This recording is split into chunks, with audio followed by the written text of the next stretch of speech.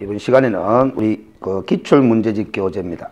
323페이지에 2장 1번으로 들어가겠습니다. 공인중개사 법령상 공인중개사 자격시험에 관한 설명으로 옳은 것을 모두 고른 것을 해놨습니다. 이 자격시험 제도에 관해서도 이따금씩 한 번씩 물어봅니다. 그 출제 빈도가 그렇게 높은 것은 아닙니다. 그 내용적으로 이해를 요하는 문제는 아니고 관련 법조문을 정확하게 공부한 적이 있느냐, 학습한 적이 있느냐, 없느냐, 그걸 점검하는 차원에서 출제하는 정도입니다. 내용적으로 중요한 가치도 없어요. 출제의 가치도. 자, 옳은 것을 모두 골라라 해놨는데, 기억을 보겠습니다. 공인중개사 정책심의위원회인데, 이 정책심의위원회는 그전에는 옛날 법에서는 공인중개사 자격심의위원회였었는데, 이 심의사항을 확대하면서 기구를 확대 개편했습니다. 그래서 개편한 그 기구 명칭이 공인중개사 정책심의위원회 이렇게 돼서 심의사항이 좀 폭넓게 확장이 됐다라고 보시면 됩니다. 그래서 시험에 관한 사항을 심의 의결할 수도 있고, 그리고 또 개업공인중개사의 손해배상 책임 보장에 관한 사항, 업무 보정 설정 제도에 관해서도 심의할 수도 있고, 부동산 중개업 육성에 관해서도 심의 의결할 수도 있고, 그 여러 가지 심의 사항이 확대됐다라는 측면의 의의가 있습니다. 그런데 그 심의 사항 중에 시험에 관한 사항을 이 정책심의위원회에서 정한 바가 있다라면 각 시도지사는 이에 따라야 한다라는 별도의 규정을 두고 있어요. 왜 이 규정을 둘 수밖에 없느냐 하면은 공인중개사 자격시험의 원칙적인 실시권자가 시도지사거든요. 그래서 이 시험이라는 게 전국적인 균형을 갖추면서 시행돼야 되는 관계로 국토교통부에 설치되어 있는 정책심의위원회에서 시험에 관한 사항을 심의 의결했으면은 시험의 실시권자인 각 시도지사가 따라야 전국적인 균형 유지를 할 수가 있겠죠. 그래서 기억은 옳은 답항이 되겠습니다. 니은에 국토교통부 장관이 직접 시험 문제를 출제하려는 경우에 나왔습니다. 그래서 우리가 공인중개사 자격시험의 실시권자가 예외적으로 장관도 직접 시험을 출제하거나 시행을 할 수 있도록 규정을 해두고 있거든요. 그런데 이때까지 시험 치면서 장관이 직접 시행한 적은 한 번도 없습니다. 법 규정상으로 장관도 직접 시행을 할 수 있다는 것 뿐이지. 그래서 이렇게 장관이 직접 시험 문제를 출제하거나 시행을 하고자 하는 경우에는 정책심의위원회의 의결을 거쳐야 되는 건 틀림없습니다. 근데 사후 의결이 아니라 사전 의결이다. 즉 미리 정책심의위원회의 의결을 거쳐야 한다. 이렇게 법 규정이 되어 있거든요. 그래서 니은은 틀린 답항 이렇게 되는 거죠. 디귿에 시험 시행기관의 장은 가면 시도지사 또는 장관이 되겠죠. 시험을 시행하기 어려운 부득이한 사정이 있는 경우에는 공인중개사 정책심의위원회의 의결을 거쳐서 당해 연도의 시험을 시행하지 아니할 수도 있도록 규정을 해두고 있습니다. 그래서 우리가 공인중개사 자격시험은 매년 1회 시행하는 것이 아니고 매년 1회 이상 실시합니다. 그런데 부득이한 사정이 있어서 시험을 실시할 수 없는 경우에는 위원회의 의결을 거쳐서 당해 연도의 시험을 시행하지 않을 수 있어요. 당해 연도이기 때문에 매년 시험을 시행하지 않을 수도 있습니다. 그러기 위해서는 정책심의위원회의 사전 의결을 거쳐서 그렇게 결정을 할 수 있다라는 거죠. 리얼 국토교통부 장관은 시험의 합격자에게 자격증을 교부하여야 한다는데 자격증 교부의 주체는 국토교통부 장관이 아니라 자격시험의 원칙적인 실시권자인 시도지사 명의로 교부하게 되어 있습니다. 그래서 틀린 답항이 되겠고, 그래서 정답항은 2번이 되겠죠. 그래서 이 자격증의 교부 주체가 시도지사다 하는 것은 상당히 중요한 학습 포인트가 됩니다. 그래서 나중에 자격 취소 처분, 자격 정지 처분에 관한 학습을 하는 부분인데 이때는 자격 취소권자, 자격 정지권자가 누구냐라는 것이 출제의 학습 포인트가 되는 건데 자격증을 교부한 시도지사입니다. 사무소 소재지를 관할하는 시도지사가 자격 취소하는 것이 아니고 자격 정지 처분하는 것이 아니다라는 점이죠. 그것 때문에 자격증 교부는 누가 하느냐가 중요한 학습 포인트가 된다라는 거죠. 시도지사입니다. 그 다음 2번 문제로 가겠습니다. 자격시험 및 자격제도에 관한 설명으로 틀린 것은 인데 1번에 이 시험은 국토교통부 장관이 시행하는 것이 원칙이나 예외적으로 시도지사가 시행할 수 있다는데 뒤집어졌죠. 원칙적인 실시권자가 시도지사고 예외적인 실시권자가 장관이 되는 거죠. 2번 이 시험의 응시원서 접수 마감일의 다음 날부터 7일 이내에 접수를 취소한 자는 납입한 수수료의 60%를 반환받을 수 있다 했는데 옳은 답항이면 틀림이 없지만은 학습할 필요가 없습니다. 끼워 넣기 식으로 우리 법 규정에 반환 규정에 관한 일부를 집어넣었을 뿐이죠. 그래서 학습할 필요는 없습니다. 이런 거는 절대로 시험 지문에 끼워 넣더라도 답항으로 처리하지 않는다 이 말이지. 정답항으로 처리하지 않는다라는 거죠. 답으로 사용하지 않는다라는 뜻입니다. 외울 필요가 없습니다. 그 다음 3번에 이 시험은 매년 1회 이상 시행해야 하지만 부득이한 사정이 있는 경우는 정책심의의 의결을 거쳐서 당해 연도에는 시행하지 않을 수도 있다는 거. 방금 앞부분의 문제에서 점검했던 부분이죠. 옳은 답항입니다. 4번에 공인중개사 정책심의위원회 구성 및 운영 등에 관하여 필요한 사항은 국토교통부령으로 정하는 것이 아니라 즉 시행령인 대통령령으로 정하도록 되어 있습니다. 이런 문장도 답항으로 사용하지 않으니까 그러니까 정답으로 정리되지 않으니까 암기하실 필요가 없습니다. 암기할 수도 없습니다. 이러이런 사항에 관하여 필요한 사항을 국토교통부령으로 정하느냐 대통령령으로 정하느냐 이걸 우리가 억지로 외울 수가 없습니다. 법전을 보면서 학습하는 수험생들이라면 자연스럽게 판단이 가능하겠지만은 우리 대부분의 수험생들은 법전을 활용해서 학습을 하지 않기 때문에 이런 부분들은 기억을 할 수가 없습니다. 일단 대통령령으로 정하는 것이 맞느냐 국토교통부령으로 정하는 것이 맞느냐 이런 지문이 나오면은 일단 답은 아니다 이렇게 보고 다른 지문에서 정답을 찾으려고 노력하시면 되겠습니다. 5번에 공인중개사 자격이 취소된 자는 그 자격이 취소된 후 3년이 경과되어야 공인중개사가 될 수 있다 하는데 아주 중요한 조문입니다. 우리가 공인중개사법 제6조에 따르면은 자격 취소 후 3년이 경과되지 아니한 자는 공인중개사가 될 수 없다라는 규정을 두고 있는데 이게 바로 공인중개사의 결격사유입니다. 그래서 공인중개사의 결격사유라는 것은 응시 자격이 없는 사유다라는 뜻이 되는 거죠. 그래서 우리가 이 법 제6조, 그렇죠? 6조가 맞지 싶습니다. 그래서 이것도 결격사유입니다. 결격사유. 그래서 공인중개사 자격이 취소된 자는 자격 취소 3년이 경과되지 아니한 자는 공인중개사가 될 수 없다. 이 조문은 결격사유에 관한 조문인데 응시 자격이 없는 결격자입니다. 자, 그런데 우리가 나중에 학습하는 10조에 보면은 또 다른 결격사유에 관한 조문이 나와요.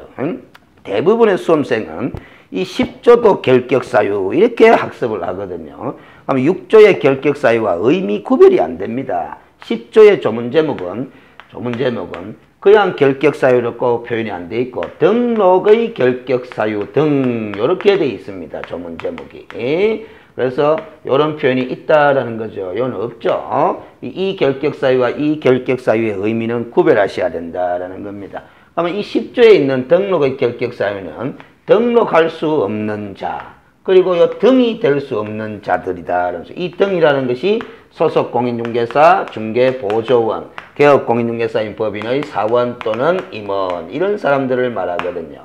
그래서 결국 이 결격사유는 10조에 보면 1호부터 12호까지 규정이 되어 있습니다. 이 중에 한 가지에 해당되는 사람은 등록을 뭐하고 중개업의 사무소에 취직해서 종사를 뭐하는 결격사유다라는 것이지 시험에 응시 못하는 사유가 아니다라는 소리입니다. 그래서 이 6조와 10조의 조문 의미는 구별해서 다뤄야 됩니다. 그런데 주의를 할 거는 이 문장이 요 10조의 6호에도 나와요. 똑같이 요 문장이 똑같이 이어도 나온다. 그렇다면은 자격 취소 3년이 경과되지 아니한 자는 6조에 따라서 공인중개사 시험에 응시할 수 없을 뿐만 아니라 10조 규정에 따라서 중개보조원으로 종사할 수도 없다. 이렇게 판단을 하셔야 됩니다. 그래서 이 자격 취소 3년이 경과되지 아니한 자는 공인중개사의 결격사유이기도 하면서 등록의 결격 사유이기도 하다. 이런 논리가 되는 거죠. 그러면 요 6호를 제외한 나머지 11가지 사유에 해당되는 사람은 중개업에 종사할 수는 없어도 공인중개사 자격시험에 응시할 수는 있다. 이렇게 판단을 하셔야 됩니다. 그 관점이 상당히 중요한 포인트입니다. 325페이지에 3번 문제 보겠습니다. 법령상 공인중개사의 자격 및 자격증 등에 관한 설명으로 틀린 것은 인데 다툼이 있으면 판례에 따름이라고 관로를 처리해 둔 거는 항상 지문 5개 중에 판례 입장이 소개되면은 이런 관로가 붙게 되어 있습니다. 1번 시도지사는 공인중개사 자격시험 합격자의 결정 공고로부터 2개월 이내가 아니라 1월 이내에 시험 합격자에 관한 사항을 자격증 교부대장에 기재한 후에 자격증을 교부하도록 되어 있습니다. 그래서 2개월 이내가 아니라 1월 이내죠. 그것 때문에 틀린 답항이 되겠습니다. 2번에 자격이 취소된 후 3년이 경과되지 아니한 자는 공인중개사가 될 수 없다. 법제 6조를 그대로 옮겨둔 거죠. 옳은 답항입니다. 3번에 자격증의 재교부를 신청하는 자는 재교부 신청서를 누구한테 제출해야 되느냐? 당연히 자격증을 교부한 사람한테 재교부 신청하는 거죠. 자격증 교부의 주체는 조금 전에 자격증의 교부는 시도지사가 한다 그랬습니다. 그래서 자격증을 교부한 시도지사에게 제출해야 된다. 옳은 답항이죠. 이런 걸 사무소 소재지를 관할한 시도지사에게 제출해야 한다 하면 틀린 답항이 되는 거죠. 4번에 자격증의 대여란 다른 사람이 그 자격증을 이용하여 공인중개사로 행사하면서 공인중개사의 업무를 행하려는 것을 알면서도 그에게 자격증 자체를 빌려주는 행위를 자격증의 대여라 이렇게 한다는 거죠. 이게 이제 판례에서 소개하고 있는 문장을 옮겨 적은 것인데 밑에 해설에 4번의 판례를 한번 읽어보겠습니다. 이 판례도 시험 출제에 자주 되는 판례죠. 그런데 문제는 이 판례는 자격증 대여에 관한 판례지만은 등록증 대여에 관한 판례 입장과도 동일한 취지로 이해를 하시면 됩니다. 다른 사람이 그 자격증을 이용하여 공인중개사로 행사하면서 공인중개사의 업무를 행하려는 것을 알면서도 그에게 자격증 자체를 빌려주는 것을 말하므로 이 판결문의 요지에 적혀져 있는 국어 문장을 일부를 그대로 옮겨서 시험 지문으로 출제한 거죠. 그래서 이때까지 이 과목에서 판례의 입장을 시험 지문으로 활용하는 스타일을 보면은 출제 스타일을 보면은 판결문에 적혀져 있는 요지 문장의 국어적 표현을 가급적 그대로 인용해서 시험 지문에 활용을 많이 합니다. 그래서 일부 수험생의 경우는 판례의 취지를 이해하지도 못하면서도 판례의 문장을 익혀가지고 답을 맞추는 경우가 상당히 많습니다. 그래서 어떻게 보면은 정상적인 공부 방법이 아닌 이해도 못하면서 암기를 해서 맞추는 수험생들도 상당히 많습니다. 그래서 우리가 학습을 할 때 판례 같은 거는 기본수에 수록되어 있는 판례 자료들은 또박또박 정상적인 방법으로 읽어주는 방법은 꼭 필수적입니다. 그래서 그리고 또 이런 측면도 있어요. 출제 스타일을 보면 이 지금 판결문의 요지가 상당히 길죠. 해설을 보면 10줄이 넘어가지 않습니까? 그런데 이 10줄의 문장 중에서 앞부분 일부 문장만 따가지고 시험 지문을 냈다는 거죠. 그렇다면 다음에 다시 이 판례를 출제할 때는 그 출제된 앞부분의 일부 문장 말고 중간 부분, 뒷부분, 어느 일부분을 다른 걸 또 인용해가 출제할 수도 있다라는 겁니다. 그렇기 때문에 우리가 기본수에 수록되어 있는 판결문의 요지가 길더라도 처음부터 끝까지 또박또박 읽어두실 필요가 있다라는 거죠. 어느 부분에서 인용을 해서 출제할지는 모르니까. 알겠어요? 자, 그래서 자격증 자체를 빌려주는 것을 말하므로 계속 읽겠습니다. 만일 공인중개사가 무자격자로 하여금 그 공인중개사 명의로 개설 등록을 마친 중개사무소의 경영에 관여하거나 자금을 투자하고 그로 인한 이익을 분배받도록 하는 경우라도 공인중개사 자신이 그 사무소에서 공인중개사의 업무인 부동산 거래 중개 행위를 수행하고 무자격자로 하여금 공인중개사의 업무, 즉 중개 업무를 수행하도록 하지만 않는다면 이런 행위를 가리켜 등록증이나 자격증의 대여를 한 것이라고 말할 수는 없는 것이고 나타나면 이런 정도의 현상은 증의 대여라고 볼 수가 없다라는 것. 이 부분을 또 인용해가 시험 지문을 구성할 수도 있는 거죠. 한편 무자격자가 공인중개사의 업무를 수행했느냐 안 했느냐 여부를 판단할 때는 어떻게 판단해야 되느냐. 외관상 공인중개사가 직접 업무를 수행하는 형식을 취한지 여부에 구애됨이 없이 실질적으로 무자격자가 공인중개사의 명의를 사용하여 업무를 수행한지 여부에 따라 판단하여야 한다라는 거죠.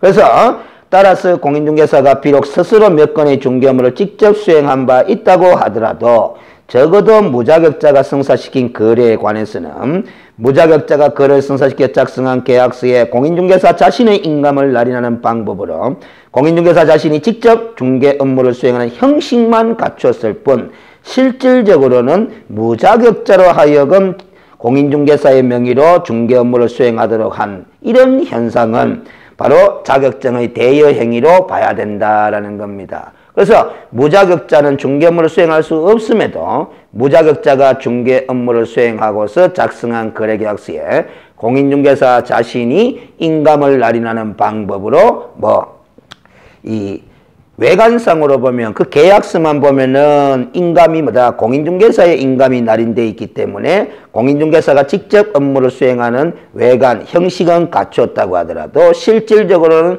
무자격자가 중개 업무를 수행하는 현상이 되는 거죠. 이런 현상을 소위 정의 대여다 이렇게 해석하는 것이 옳다라는 겁니다. 다시 위로 가겠습니다. 5번 답방은 공인중개사가 다른 사람에게 자기의 성명을 사용하여 중개 업무를 하게 한 경우 요게 바로 정의 대여가 되는 거죠. 시도지사는 그 자격을 뭐 해야 된다? 취소해야 된다. 즉 정의 양도 대여는 자격 취소 사유냐 하는 걸 물어보는 의도죠. 그래서 자격 취소는 기속 처분의 성격을 띠는 것이기 때문에 자격을 취소할 수 있다가 아니라 하여야 한다, 해야 한다 그렇기 때문에 옳은 답방이 되는 거죠. 자, 그럼 여기서 또 기출문제를 보면은 3번 문제를 보면은 1번부터 알겠어요. 4번까지는 자격 및 자격증 양도 대여 등에 관한 재교부에 관한 내용을 물은 것이라면은 5번 지문은 공인중개사 법령상 의무 위반에 대한 제재를 물은 거죠. 그래서 이런 식으로 지문 5개 중에 1개 지문 내지 2개 지문을 위반 시의 제재에 관한 내용을 끼워 넣기 식으로 문제를 많이 구성을 합니다. 적어도 40문제 중에 7, 8문제 가까이에 그런 식의 출제를 나타내는 걸 보이죠. 그렇기 때문에 이 과목의 학습에 있어서는 각종 의무의 내용을 학습한 다음에는 그 의무를 누가 위반했느냐에 따라서 어떠한 제재의 대상이 되는지를 일일이 다 기억을 하셔야 됩니다. 그래서 우리 기본수 교재에 제재 분류표를 만들어 둔 거죠. 그걸 시험 칠 때까지 계속 반복해서 익히셔야 됩니다. 그 다음 4번 문제로 갑니다. 공인중개사 법령상 공인중개사 자격증 등에 관한 설명으로 옳은 것은 다툼이 있으면 판례에 의함 1. 공인중개사 자격증은 특정 업무를 위하여 일시적으로 대여할 수 있다 하는데 이런 식의 또 함정을 파는 경우가 좀 많아요. 즉 우리가 공부한 바에 따르면 자격증은 양도 대여해서는 아니 된다 이렇게 기억을 하고 있는데 특정 업무를 위하여 일시적으로는 대여할 수도 있지 않겠느냐 이렇게 유도를 하는 거죠. 그래서 유도를. 그래서 우리 수험생들이 자기가 공부한 법률적 지식에 대해서 대체로 확고한 자신감이 없는 상태에서 시험장에 시험 치러 들어가기 때문에 이런 그럴듯한 함정을 파서 유도를 하게 되면 잘 속아 넘어가게 됩니다. 주의를 하셔야 되는 거죠. 그래서 우리가 항상 학습을 할 때 자기가 공부한 학습 지식에 대해서는 늘 자신감을 가지도록 노력하셔야 됩니다. 그러기 위해서 자꾸 반복해서 학습을 하는 것이 좋다라는 거죠. 2번 무자격자인 을이 공인중개사인 간명의의 중개사무소에서 동업 형식으로 중개 업무를 한 경우에 나왔습니다. 동업 형식으로 가는 것이 중요한 거죠. 그것이 을은 형사처벌의 대상이 된다 해놨는데 그 동업 형식은 형식이지만은 무자격자인 을이 누구의 명의로 동업 형식으로 중개 업무를 수행했느냐? 갑의 명의, 즉 공인중개사 갑의 명의로 중개 업무를 했기 때문에 결국 이게 자격증 대여가 되는 거죠. 그러면 자격증 대여를 한 을은 1년 이하의 징역 또는 1천만 원 이하의 벌금형의 처벌 사유가 됩니다. 그러니까 1년짜리냐 하는 건 내용은 안 물어보고 형사처벌의 대상이 된다라는 요 정도로 물어본 거죠. 근데 이런 표현들도 우리 수험생들의 학습 방법에 비춰보면은 좀 힘들다 하는 걸 제가 느끼는 것이 항상 외울 때 그래서요. 자격증 대여는 1년 이하의 징역 또는 1천만 원의 벌금형 이렇게 기억을 하는데 갑자기 1년 이하의 징역 또는 1천만 원의 벌금형 하는 문장은 안 나고 형사처벌의 대상이 된다 이렇게 표현을 바꿔내니까 또 어리둥절해지는 수험생들이 많다. 1년 이하의 징역 또는 1천만 원의 벌금형 가는 것이 형사처벌이죠. 행정, 형벌이죠. 그 다음 3번에 공인중개사 자격증을 대여받은 자가 임대차의 중개를 의뢰한 자와 직접 거래 당사자로서 임대차 계약을 체결하는 것도 중개 행위에 해당한다 해놨습니다. 자, 의뢰인과 직접 거래를 한 거죠. 그렇죠. 의뢰인과 자격증을 대여받은 자가 그렇죠. 그래서 이거는 자격증을 대여받은 자가 직접 거래를 한 것이지 중개행위를 한 것이 아니다라는 거죠. 그렇죠. 그래서 직거래 행위지 거래 행위를 한 것이지 중개행위를 한 것은 아닙니다. 그렇죠. 그리고 결국 이 임대 중개 의뢰인, 임대차 중개 의뢰인이 있고 이 의뢰인과 그래서 무자격자가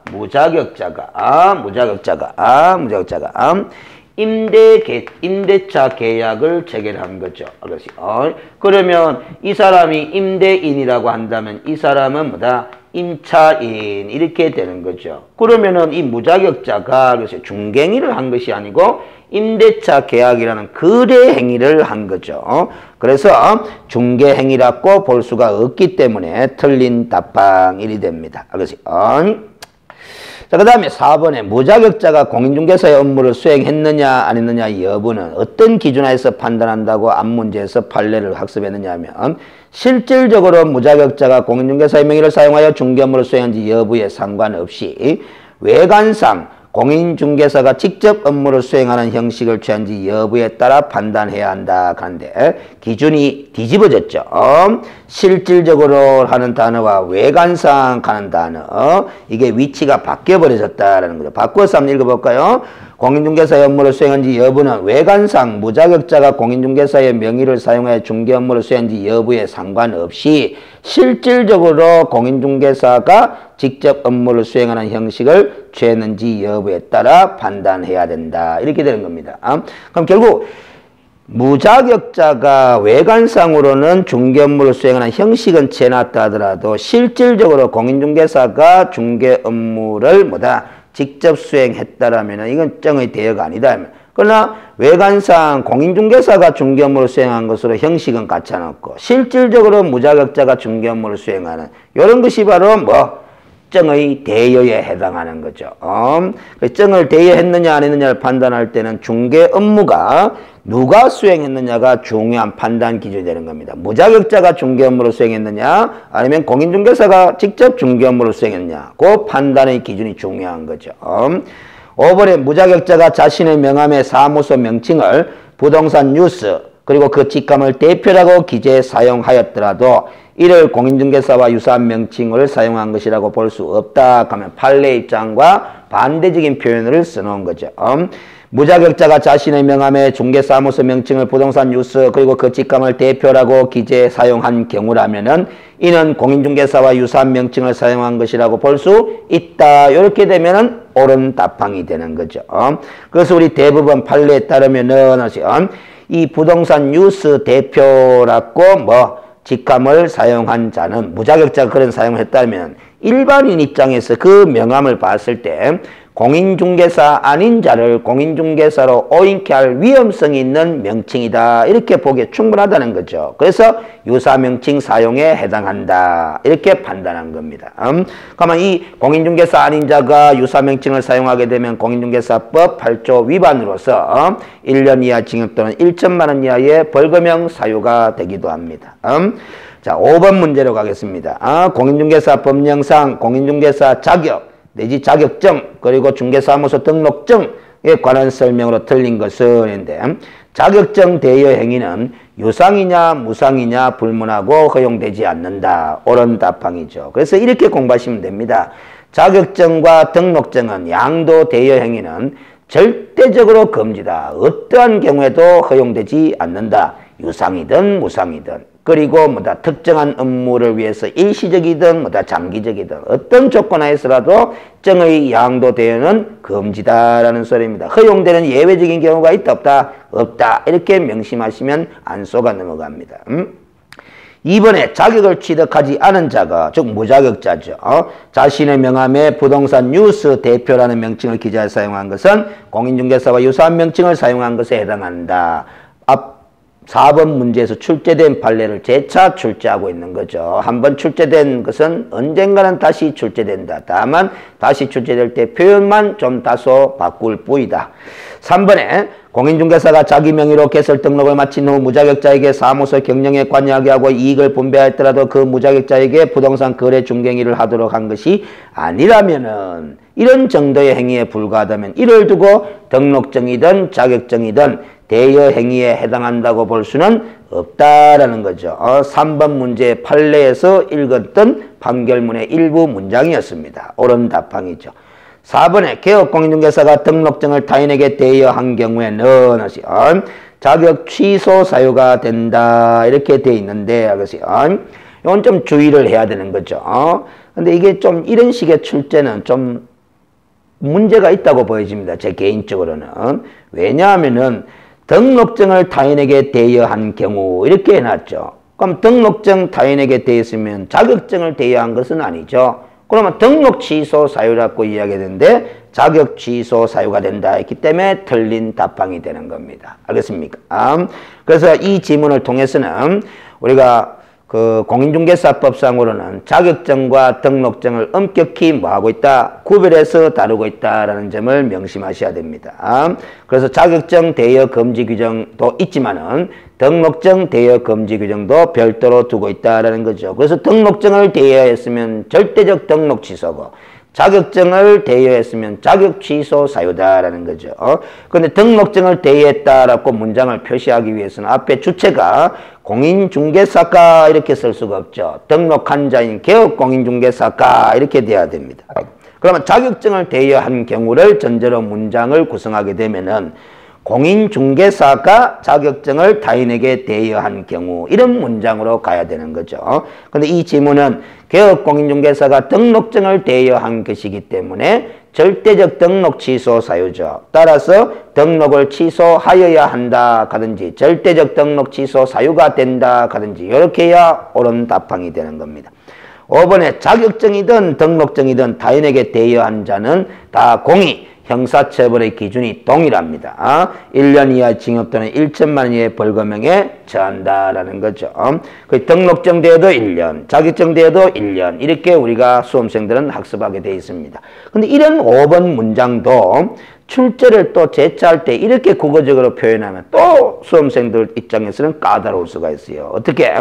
자격증을 양도 대여하든 등록증을 양도 대여하든 형사처벌의 기준은 동일하다 하면 옳은 답항이 되는 거죠. 왜? 자격증 대여도 형사처벌의 기준은 1년이죠. 등록증 양도 대여도 형사처벌의 기준은 1년이죠. 그래서 형사처벌의 기준은 동일하다 하면 옳은 답항이 되는 겁니다. 그 다음 6번 문제로 가겠습니다. 3장이네요. 주제 챕터가 바뀝니다. 자, 1번 중개사무소 개설 등록 기준에 관한 설명으로 옳은 것은 했는데 등록 기준이죠. 등록 기준. 자, 그래서 우리 교재 기본서 공부할 때 사무소 개설 등록 내지 업무 개시 절차에 관해서 흐름도를 그림으로 그려가면서 설명을 한 바가 있습니다. 이 큰 전체 틀 속에서 이제 일부 주제를 시험 문제 내고 있는 거죠. 자, 보면은 중개업을 영위하고자 하는 자는 중개사무소 개설 등록을 신청하는 거죠. 등록관청에다가 하는 겁니다. 그러면 등록관청은 등록 신청 받은 날로부터 7일 이내에 등록 처분을 하게 돼 있고 그 등록 처분한 사실은 신청인에게 서면으로 통지하게 돼 있다라는 거죠. 그런데 이 등록 신청할 때는 등록 기준을 갖추어서 법에서 요구하고 있는 등록 기준을 갖추어서 등록 신청하게 돼 있고 그러면 신청받은 등록관청이 이 등록 기준에 적합 여부를 확인한 다음에 등록 처분을 내리고 이 등록 처분 받게 되는 요 시점부터 뭐 등록 상태가 되고 그 이전까지는 무등록 상태가 된다 그랬습니다. 그러면 등록 처분 받았으니까 업무를 곧바로 시작하면 될 것 같으나 법은 차단을 해놨어요. 손해배상 책임을 보장하기 위한 업무 보정 설정을 행하고 그 정빙 서류를 갖춰서 등록관청에 신고를 하면은 등록관청은 등록한 자가 업무 보정 설정 여부를 하였는지 여부를 확인한 후에 등록증을 교부하도록 되어 있고 그 등록증 교부받은 것은 사무소 내 보기 쉬운 곳에 게시할 서면이죠. 그리고 업무를 시작을 하면 된다라는 겁니다. 그러나 우리 16조에 따르면 업무 시작 전까지는 중개인에 사용할 인장을 등록하도록 그렇게 또 요구를 하고 있기 때문에 인장 등록하지 않고서 업무를 개시하게 되면 위반이 되는 거죠. 업무 정지 사유가 됩니다.